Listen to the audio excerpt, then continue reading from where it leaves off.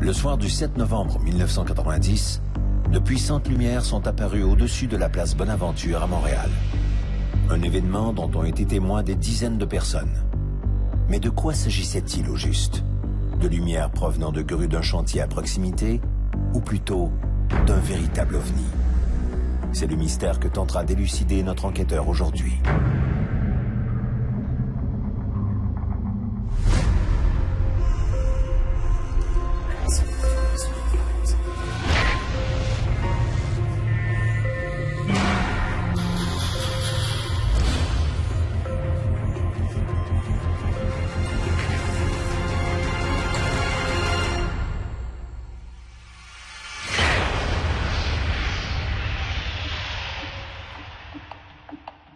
Selon un récent sondage de la firme Léger Marketing, 61% des Québécois croient en l'existence des extraterrestres. Le quart d'entre eux pensent que ces mêmes extraterrestres nous auraient rendu visite. Et dans la foulée, 53% des gens croient que les autorités nous cachent la vérité sur ces manifestations célestes. C'est vrai qu'au fil des ans, plusieurs administrations, principalement l'armée, ont développé une véritable culture du secret. Si ces politiques sont justifiables au nom de la sécurité nationale, elles ne font hélas qu'entretenir la rumeur d'une conspiration et les théories du complot. Cela dit, le ciel étant de juridiction fédérale, le gouvernement canadien a gardé longtemps un œil sur le phénomène des objets volants non identifiés, les ovnis. Dès le début des années 1950, le ministère des Transports et l'armée canadienne se sont liés pour créer des projets d'études comme le projet Magnet, le projet Aimant ou le projet Second Story, le projet de second niveau. L'une des toutes dernières observations à avoir été colligée officiellement par les autorités concerne un événement survenu à Montréal le 7 novembre 1990. Ce soir-là, une dizaine de personnes réunies sur la terrasse de l'hôtel Hilton Bonaventure au centre-ville ont observé un phénomène lumineux pour le moins singulier. La manifestation a duré près de 3 heures et parmi les témoins, il y avait des policiers de la CUM, la communauté urbaine de Montréal, comme on disait à l'époque, et un agent de la Gendarmerie royale du Canada. Je suis moi-même arrivé sur place aux alentours de 23 heures, où j'ai pu assister à l'extinction des dernières lumières dans les nuages. L'observation de l'OVNI de la place Bonaventure, comme l'ont surnommé les médias, a enflammé les imaginations et donné lieu à des débats passionnés entre croyants et sceptiques. L'affaire n'a jamais été proprement expliquée.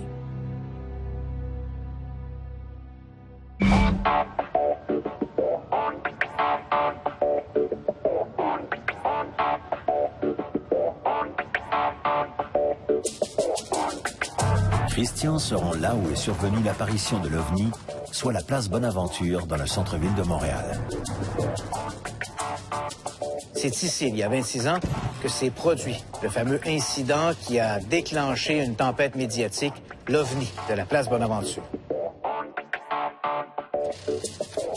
Un phénomène plutôt étrange a été observé hier soir dans le ciel de Montréal. Une étrange apparition s'est manifestée au-dessus de l'hôtel Hilton Bonaventure. The pool at the Bonaventure Hilton was almost deserted this morning, but last night there were all kinds of people there. Too big.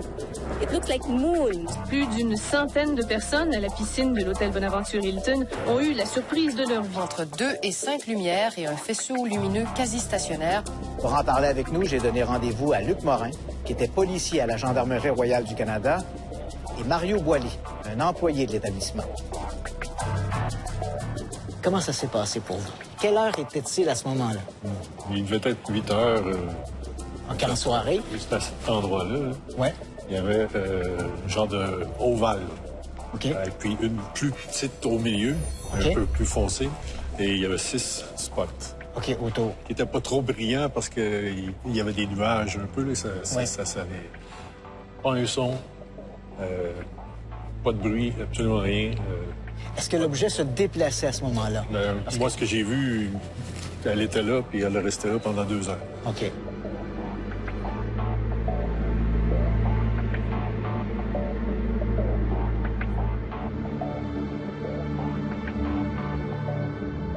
moment donné, j'ai vu un avion passer qui devait être à 8 000, 10 000 pieds.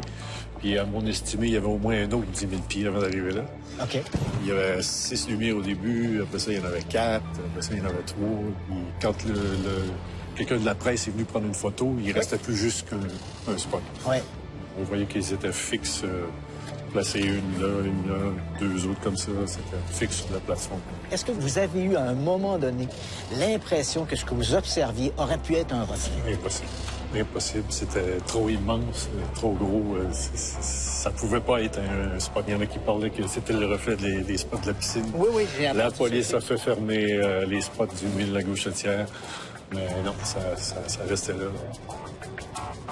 Aujourd'hui, Mario, 26 ans plus tard, est-ce que vous êtes toujours persuadé que ce que vous avez vu ce soir-là relevait de l'inexplicable? Absolument. C'est absolument. Je suis certain qu'on n'est pas seul dans ce monde. Je regarde le ciel à tous les soirs que je sors dehors, là, mais c'était beaucoup trop gros pour être humain. C'est certain.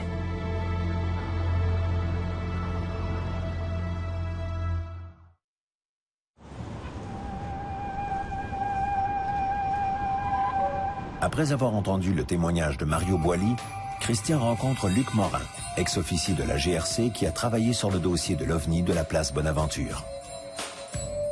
Donc, vers 21h30, je suis arrivé sur les lieux et j'ai fait les premiers constats. J'ai effectivement noté la présence de 3 faisceaux lumineux qui semblaient immobiles à travers un plafond nuageux. J'imagine que quand on reçoit un appel de ce type-là, et on arrive sur place, on s'attend à prendre essentiellement un rapport d'observation. On ne s'attend pas à être soi-même témoin du phénomène. C'est exact. C'était la première fois que ça m'arrivait dans ma carrière et ma première préoccupation était la sécurité du public. Quelle est la démarche que l'on fait? Avez-vous contacté les aéroports? Avez-vous contacté l'armée? Est-ce qu'il y a une démarche qui a été faite? En fait, on a contacté les aéroports pour savoir s'ils avaient quelque chose sur les radars et les autorités nous ont informé qu'il n'y avait rien sur les radars. Par la suite, il y avait un pilote d'Air Canada qui était ici, qui m'a informé que selon lui, ces lumières-là, on voyait en fait un triangle lumineux, que ces lumières-là étaient à environ 3500 ou 4000 pieds de hauteur. Quand vous regardiez le phénomène, aviez-vous l'impression qu'il s'agissait d'un objet physique qui était là ou c'était simplement un reflet de lumière? J'avais l'impression qu'il s'agissait d'un objet physique. En fait, il y avait de la construction très près d'ici. Je crois qu'on montait l'édifice du mine de la Gauchetière. Exact. On avait fait éteindre les lumières du chantier de construction pour s'assurer que ce n'était pas une réflexion. Et malgré tout, les lumières sont demeurées là. Les faisceaux lumineux ne sont pas disparus. J'imagine qu'on est témoin d'un incident comme celui-là. On garde quelques traces. Et je crois deviner que vous avez conservé le rapport d'enquête de l'époque. Effectivement, j'ai conservé les documents originaux de l'époque. Par exemple, les rapports des premiers appels qui ont été faits au quartier général de la GRC, les rapports du service de police de la Ville de Montréal.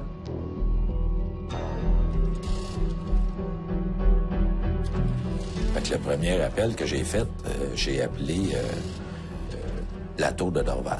Et au téléphone, le contrôleur m'informe que sur le radar, actuellement, il y avait un cargo numéro XXX qui passait au-dessus du centre-ville. Puis effectivement, moi, j'étais à l'extérieur avec le téléphone sans fil. Puis ça avait l'air très, très petit là, quand ça passe en dessous. On pouvait même distinguer que c'était en métal. Ou, en tout cas, c'était quelque chose de métallique. Il y avait une brillance, là, la même chose qu'un matériel métallique. Puis que les sets de lumière ou les séries de lumière, comment est-ce qu'ils étaient positionnés. Ça, on les voyait très bien. Je vous dirais à peu près le temps d'un F-16 ou un F-18 là, qui part de Bagotville, qui passe au-dessus de la place Bonaventure, peut-être 14, 15, 16 minutes dans ce coin-là. On a entendu, on l'a pas vu, mais on l'entendait très bien passer. Et lui, il m'informait qu'il prenait des photos. Je suis convaincu que ce que j'ai vu, c'était vrai, là. Que j'ai vu quelque chose qui est pas fait par des terriens, là, ou qui est pas fait par quelqu'un de la Terre. C'est sûr, certain que ça venait de l'extérieur de la Terre. Puis après 15 ans, je suis encore aussi convaincu que je l'étais à ce moment-là.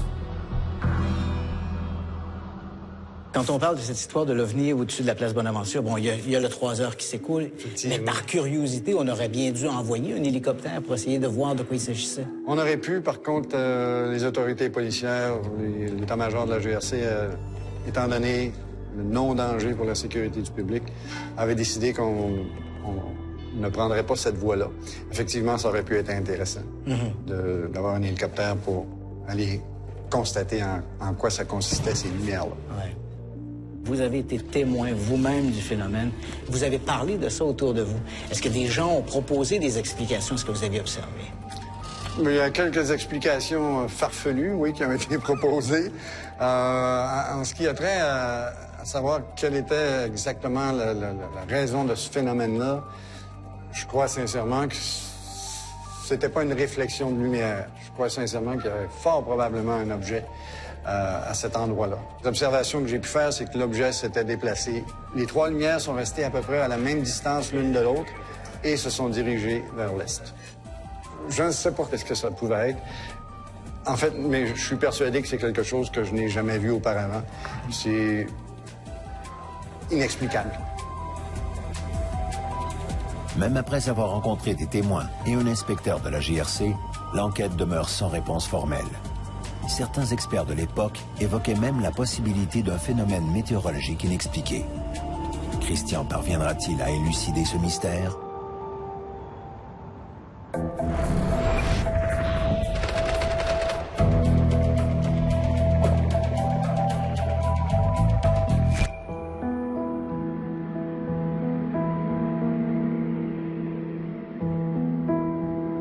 Le 20 mai 1967, Stéphane Michalak, un mécanicien industriel de Winnipeg, s'enfonce dans le parc provincial de Whiteshell sur la frontière du Manitoba et de l'Ontario.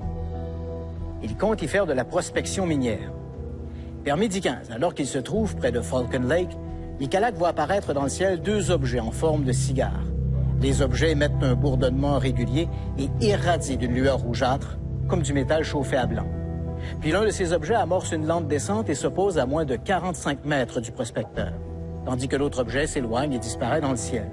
Derrière un rocher, Michalak peut observer l'objet qui ressemble à un grand bol en métal surmonté d'une coupole.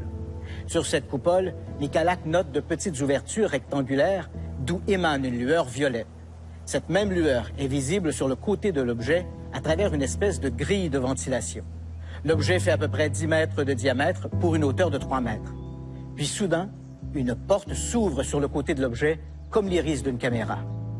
Persuadé d'être en présence d'un prototype secret de l'armée américaine, Michalak s'approche et glisse la tête dans l'ouverture. Il ne voit que cette lueur violette et des lumières clignotantes. Michalak fait un pas en arrière. Il entend un déclic et la porte se referme. De plus en plus curieux, de sa main gantée, il touche la surface de l'objet. Aussitôt, les embouts en caoutchouc de ses gants fondent au contact du métal. La base de l'objet pivote d'un quart de tour et cette grille, observée un peu plus tôt, se retrouve devant Michalak et laisse échapper un souffle d'air chaud. En fait, si brûlant qu'il met le feu aux vêtements du prospecteur. Michalak doit se rouler dans l'herbe pour éviter d'être brûlé vif. L'engin décolle aussitôt et disparaît dans le ciel. Le soir même, de retour à Winnipeg, Michalak se présente à l'hôpital Misericordia où les médecins notent sur son abdomen des brûlures en forme de damier, l'empreinte de la fameuse grille. Les médecins notent aussi que Michalak souffre d'une forme d'irradiation de nature inconnue. L'histoire de cette rencontre soulève énormément d'intérêt. L'armée canadienne envoie sur place l'un de ses enquêteurs. Le capitaine Paul Biski note sur le lieu de l'atterrissage des marques comme si l'endroit avait été soufflé par un puissant ventilateur. Biski note aussi un taux élevé de radiation.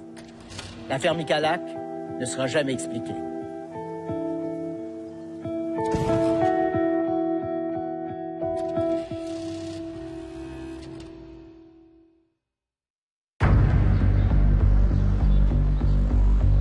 Pour approfondir son enquête sur la place Bonaventure, Christian se rend aux Archives nationales du Canada. Il veut savoir jusqu'à quel point le gouvernement canadien est impliqué dans le dossier. Pour ce faire, il rencontre l'archiviste David Rajotte. Le projet Magnet était un chercheur qui s'appelait Wilbert Smith au ministère des Transports au début des années 50 qui s'intéresse au magnétisme, possiblement utilisé pour la propulsion d'engins. M. Smith considère que l'électromagnétisme, ce qui est intéressant avec ça, c'est que c'est probablement ce qui explique les secousses volantes. Parce que lui croyait aux secousses volantes, il croyait que c'était un phénomène extraterrestre. C'est d'ailleurs ce qui va, lorsqu'il dépose le projet Magnet, noir sur blanc, il écrit il n'y a aucun doute que certaines de ces observations sont des engins extraterrestres. J'imagine qu'au ministère des Transports, on réagit avec une conclusion comme celle-là. En fait, pas d'abord. Je pense que le ministère des Transports s'est d'abord laissé montrer ouvert, plutôt. Et donc, entre 53 et 54, il y a une station d'observation d'OVNI qui est en place pas loin d'Ottawa. En août 54, il y a eu une détection d'OVNI. Donc, il y a des discussions entre les États-Unis et le Canada pour mettre en place un système de surveillance des phénomènes qui se produisent dans l'espace aérien. Le ministère des Affaires étrangères est impliqué, l'armée est impliquée. Il y avait des posters qui ont été faits, qui disaient aux gens de rapporter là aux autorités. En 67, l'armée décide, d'une part, que c'est généralement les cas d'observation d'OVNI, c'est pas des cas qui menacent la sécurité nationale. Donc, l'étude du phénomène OVNI passe de l'armée au Centre national de recherche en 67. En 95, le Centre national de recherche cesse de récolter officiellement des rapports d'observation d'OVNI parce que c'était une question monétaire. Il faut le dire, vers la fin, le gouvernement récoltait les observations et ne faisait rien avec. Dans le cas de l'OVNI de la place Bonaventure, on a évoqué des communications entre les policiers de la CUM, comme on disait à l'époque, la communauté urbaine de Montréal. Il y avait des policiers de la GRC qui étaient également là. Et finalement, il y a eu des communications avec les militaires. Le problème qu'il y a, en tout cas du point de vue de quelqu'un qui s'intéresse au phénomène OVNI, c'est que c'est un peu la fin du programme. Donc, il y a très peu de documents le concernant. Quelques pages, on a le témoignage du policier de la GRC. Donc, l'armée, selon la politique, rapporte ce que finalement le policier de la GRC a dit, ce que le policier du CUM a dit. C'est une communication très courte, mais c'est tout. Il y a quelques pages. Si on compare entre ce qui s'est passé en 90 et ce qui se passait dans les années 60, c'est deux mondes complètement différents. Il y a actuellement des milliers de pages de documents sur les OVNI qui sont archivés quelque part dans les voûtes des Archives nationales. Ces documents-là, ils sont consultables pour le public. Il suffit d'en faire une demande et les gens peuvent consulter tous ces documents. Ouais. Les documents sur les OVNI aux archives, il y en a beaucoup. Okay. Quelqu'un qui connaît pas le phénomène, qui commence à consulter les archives qu'on a ici, pourrait passer des jours... à éplucher l'ensemble de ces documents-là. Maintenant, le grand mot, y a-t-il une conspiration? Parce que quand on parle des OVNI, évidemment, les amateurs d'OVNI imaginent toujours toutes sortes de conspirations, de sombres complots. Là, on a des documents devant nous et certains passages de ces documents-là ont été censurés. Est-ce que ça nous cache une information qualitative sur une présence extraterrestre? Non, en fait, la plupart des documents concernant les OVNI sont déclassifiés. Sauf que nous, la loi sur l'accès à l'information nous oblige à protéger certains types de renseignements. Puis dans le cas des OVNI, les seuls renseignements protégés, donc qu'on ne communique pas au public, c'est des renseignements personnels, donc les noms des personnes. Il faut comprendre que les ministères donc, ne sont pas obligés de transférer les documents historiques aux archives. Ils n'ont pas le droit de les détruire selon la loi, mais ils ne sont pas obligés. Donc, nous, selon les documents qu'on a ici, on peut dire c'est ce qui s'est passé, mais ça ne veut pas dire qu'il y a encore des documents dans les ministères. OK. Puis ça, ben, je peux pas en parler.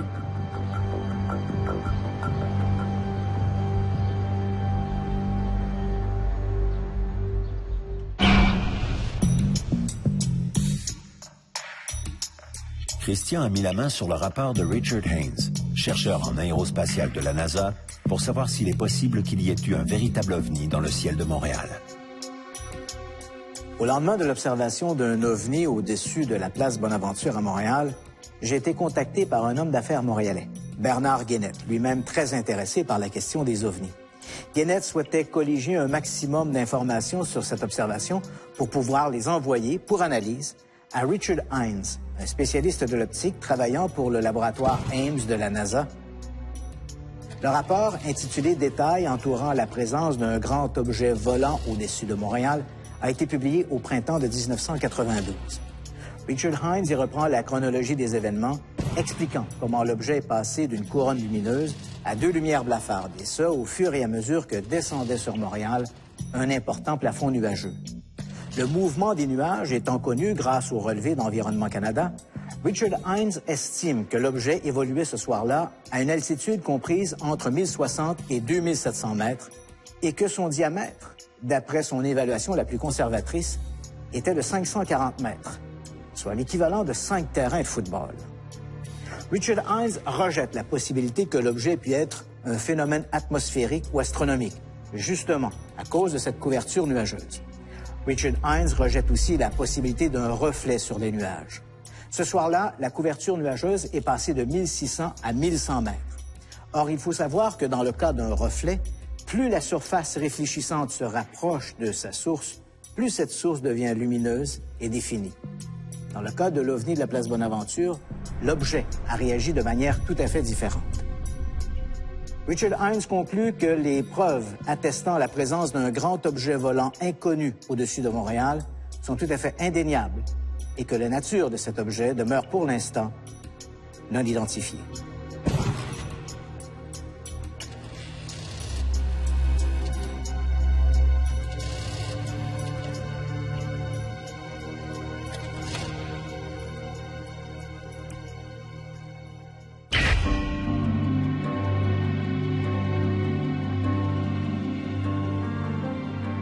Sommes-nous visités par des extraterrestres? Que sont les ovnis? Pour l'heure, toutes les recherches scientifiques vont dans le même sens. Il y a apparemment des phénomènes célestes, comme celui de l'hôtel Hilton Bonaventure, qui échappent à notre compréhension. Mais de là à prétendre que ces phénomènes soient des engins venus d'une autre planète, il y a loin de la coupe aux lèvres. Évidemment, cela ne remet pas en question la possibilité que d'autres mondes ailleurs dans l'univers soient peuplés par des civilisations plus avancées que la nôtre. En fait, la question ici n'est pas de savoir si les extraterrestres existent, mais si nous sommes visités par les extraterrestres. Et à ce chapitre, quoi qu'en disent les ufologues, les soi-disant spécialistes des ovnis, les preuves font cruellement défaut. Mais restons prudents. Un axiome scientifique nous rappelle que l'absence de preuves n'est pas la preuve de l'absence.